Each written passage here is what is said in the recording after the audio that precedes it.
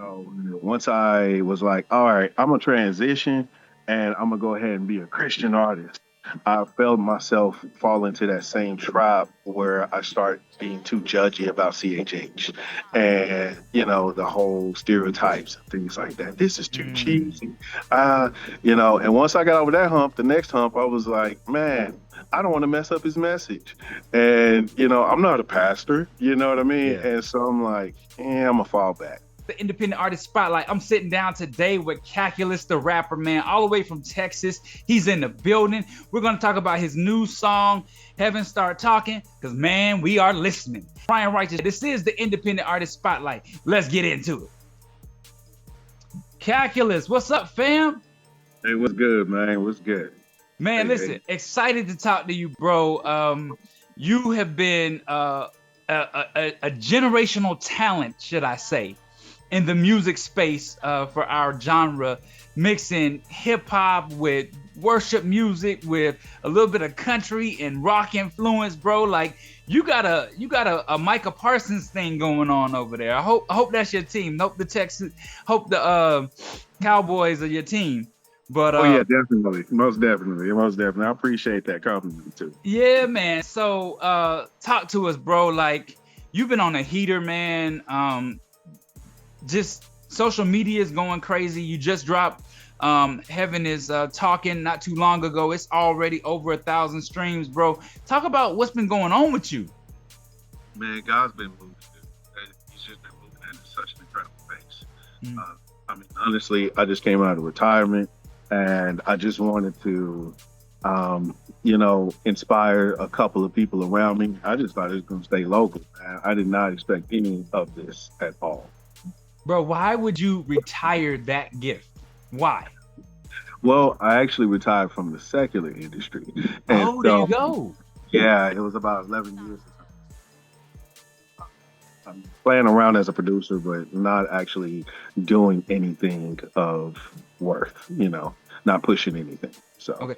Can you say that line one more time? It went out when you said the word 11.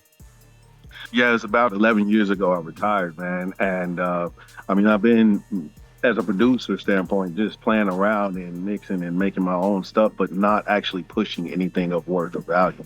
So, I've just Got been it. kind of lying low, man. How did you come to do this for the Lord, man? What made you say, all right, I'm gonna go all in for God? So honestly, I was born in church. Probably the first week I was born, I was probably more than likely in church, knowing my mom and dad. So I've always had that strong background. I just one day as adolescent and wanted to go do my own thing, like everybody probably has.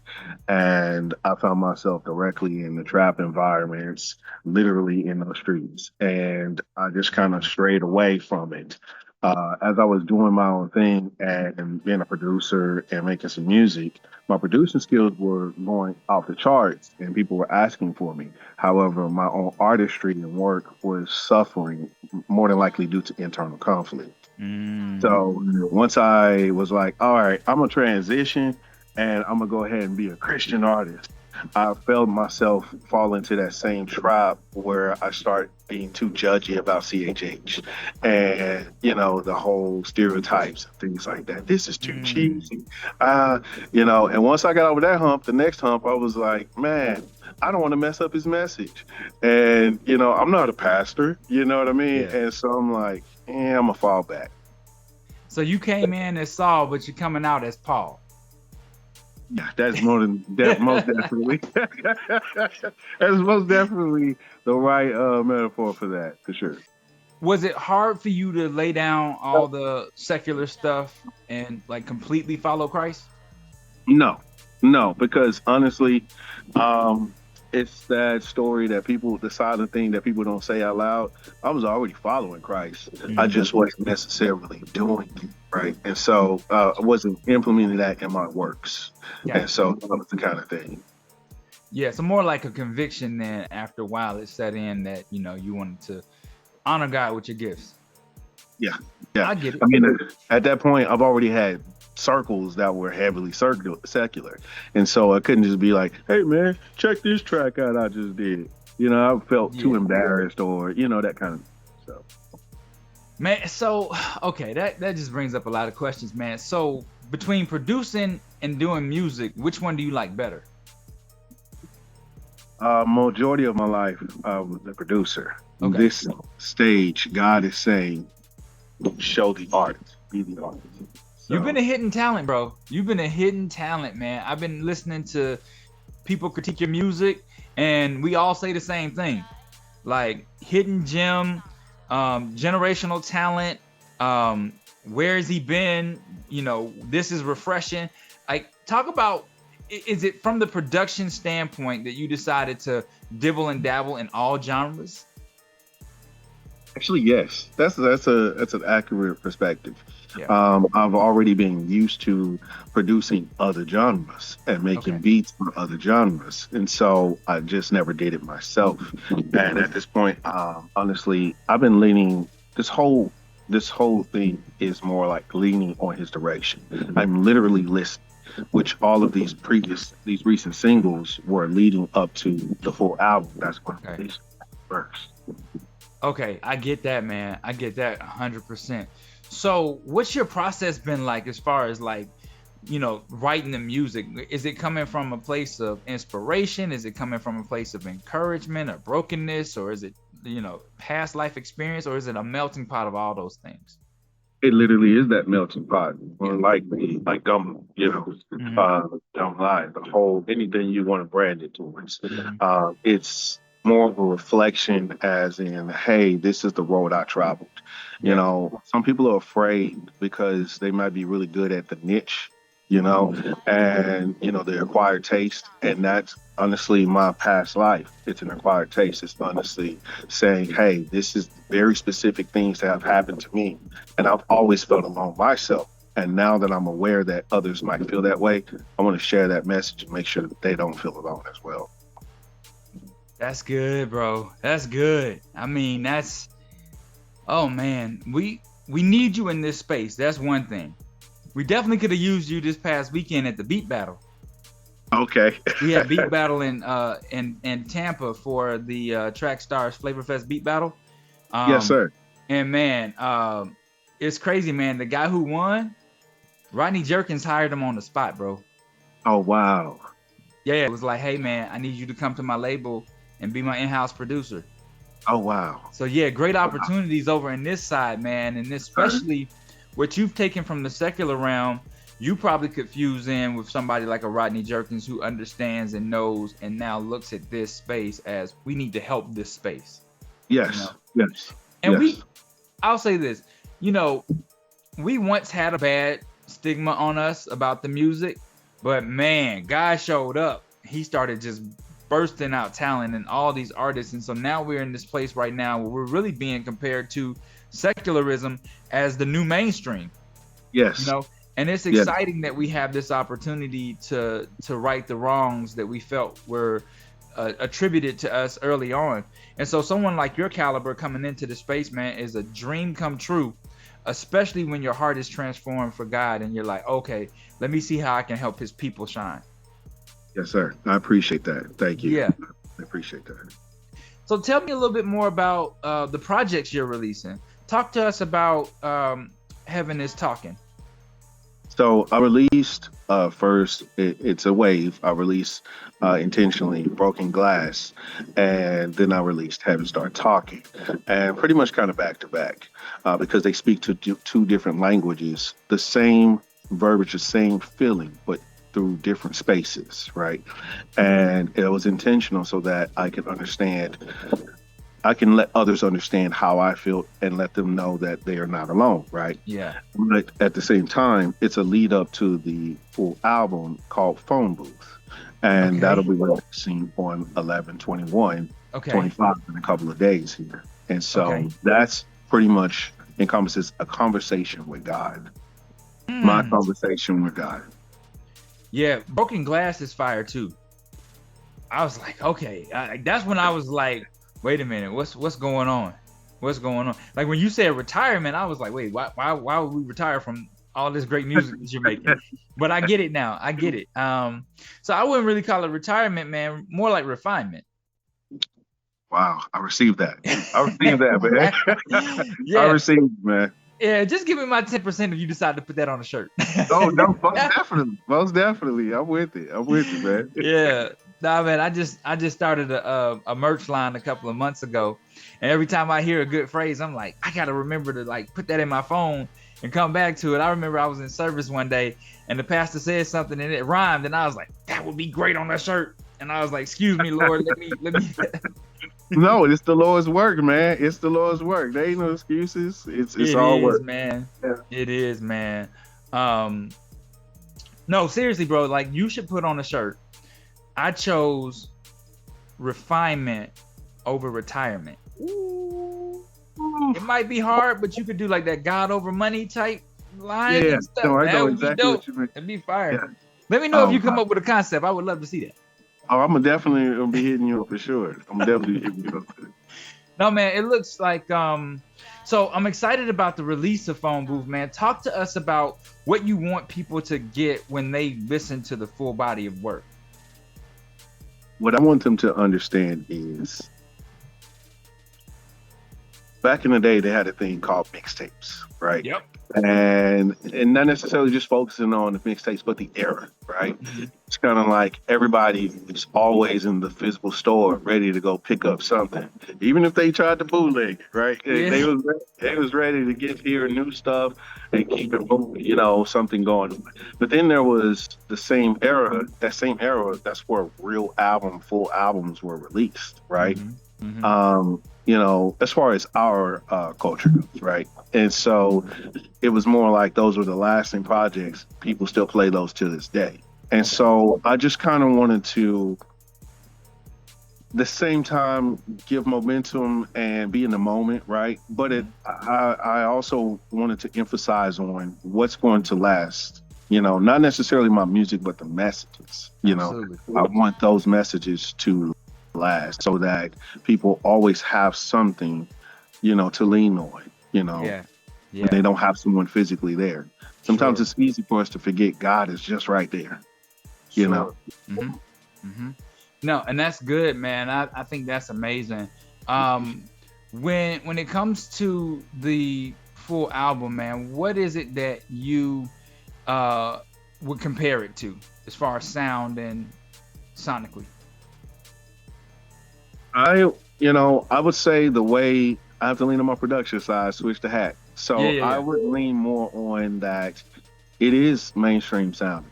And you know, not to be cocky, but to be confident that Hmm. it's, you know, it encompasses a lot of different styles from Afrobeat actually to Mm. country, you know, country gospel, of course, Mm.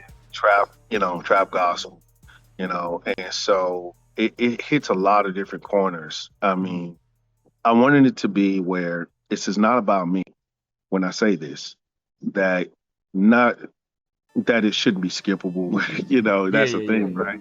But more like, even if you don't like five of them, not because they're bad, but you just, that wasn't your thing. There's Hmm. definitely one on there that's like, that's my jam. And once you get past the barrier of that's my jam because I enjoy how it sounds, then you start really Hmm. paying attention to the message. I see what you're saying. I see what you're saying. So, as an artist, who are some of the earlier influences that influenced your musical sound? What's funny is that this album, I've never done any work like this before. Mm. So that's why it's hard to answer that, to be Okay. very honest, Okay. because I've mostly been a producer of rap, and I was influenced things like Dipset. You know, I was influenced with a lot of different Southern rappers as well. You know, Yeah. and things like that. But you know, when it came down to my particular style, I always just wanted to be different. So with what's happening now, although it's different, I just honestly am. It sounds cheesy, but I was leaning on God, man, and I'm still am. It's like this is the way He designed that, and He Mm. said, here's a blank piece of paper.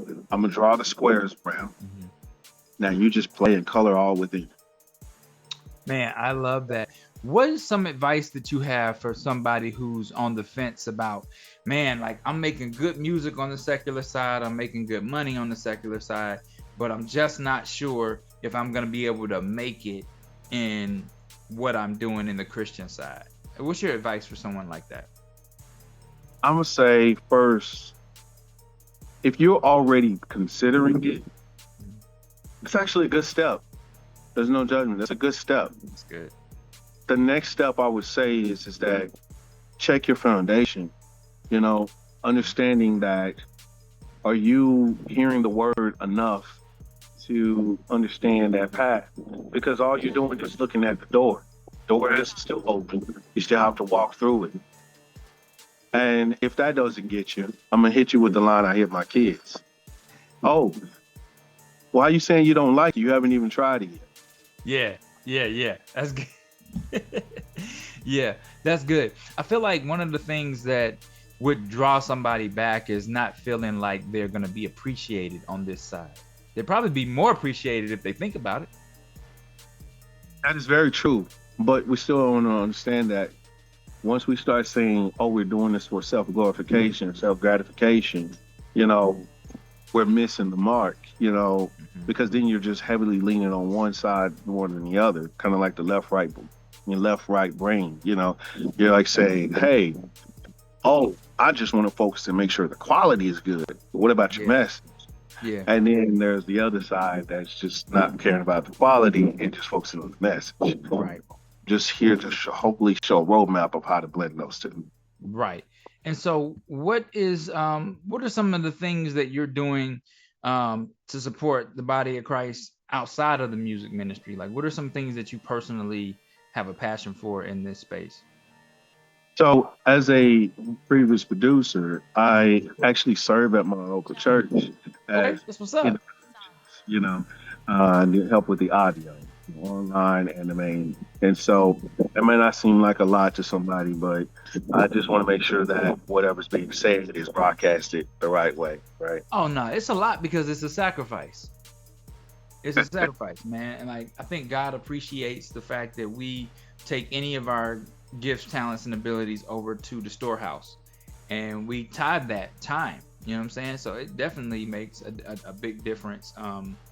And what I would say is, present toward the mark of the high calling in Christ Jesus. Absolutely, Yes, yes, and absolutely. and I would say this with that, and I wouldn't be me. What's going on now? I wouldn't be giving it back to God if I didn't say this. Even though I didn't understand that what was going to happen with what's happening now, Hmm. I would be wrong if I didn't say whatever platform that is building here, I'm Yeah, definitely going to use that towards that. And there's a couple of performances coming up. hmm, And what's neat about one of these is that it's giving back to a community. So yeah. it's a challenge. More to come on that. Yeah, man. Being in that space, that mainstream space, are there any artists that you just kind of came over here and said, "Man, I'd love to do a collaboration with, or I'd love to work with them"? Yeah, and it's just like joining a new church, Hmm. and because it's a ministry in itself, and I'm still getting to know a lot of people, right? Yeah, I am part of the CHH Austin area where we have a community, and yeah, so that is something I'm heavily part of, and I help out. Even though I just came in, I'm still helping out with my skills and sets by providing charitable beats, donating beats to the local artists and stuff like that. And yeah. so I just want to see everybody succeed. To be honest, this ain't about me, man. It's That's about him. dope, bro. That's dope. I actually have talked with some artists from CHH Austin before. Um, there's a lot of artists in Texas, man. Yes, it The is. Dallas area to the Houston area. We talked with Bizzle this past weekend. And y'all have a movement going, bro. It's definitely championed by God. You can tell that much. You can tell that much. I didn't know that. I just You can hope definitely I'm tell that able much. to make a dent, man. Oh no, yeah, man, you're doing a lot of contributions. Let me ask you this question. Get your take on this. Is there anything that would stop you from collaborating with any of the artists that you produced for in the past from the secular side that you feel are mature enough to step into this realm and be Christ-like? No. I mean, that's the whole point of where I am right now, as far as being able to witness, right? Yeah. I wanted people to bear witness of my transformation and Yes. know that it ain't fraud, man. This is real, you know. Yeah. not going back, but I'm letting you know that I'm relatable. Yeah. I'm still street, and I still understand what that means. You know what I mean? So, No, that's good, bro. That's crazy, man. Calculus, tell everybody where they can find you on social media, how they can support, and again, push the drop for the new album. yes, sir. I kept it simple and with the branding. So on all socials, you can find me at Calculus the rapper. Okay. Again, on all socials, including YouTube. And that's Calculus with a K, by the way, guys. And as far as what's coming up, as I said again, the Phone Booth album, that's the full album, will be dropping 11/21/25. That's what's up, bro. Hey, listen, man, Track Stars, we are definitely here for it. Definitely here to support you on it. It sounds like, I mean, I'm anticipating it releasing, bro, because it sounds like if it's anything like the singles you've released, that full body of work is gonna be a banger from start to finish. Appreciate it, baby. It's exciting, man. Absolutely, it's exciting, bro. So yeah, man, whenever you're in Atlanta, hit us up and let us know that you're here, so we can try to, get you in with the team, man. Yes, sir. I sure will. Yeah, Definitely. would definitely love to build with you.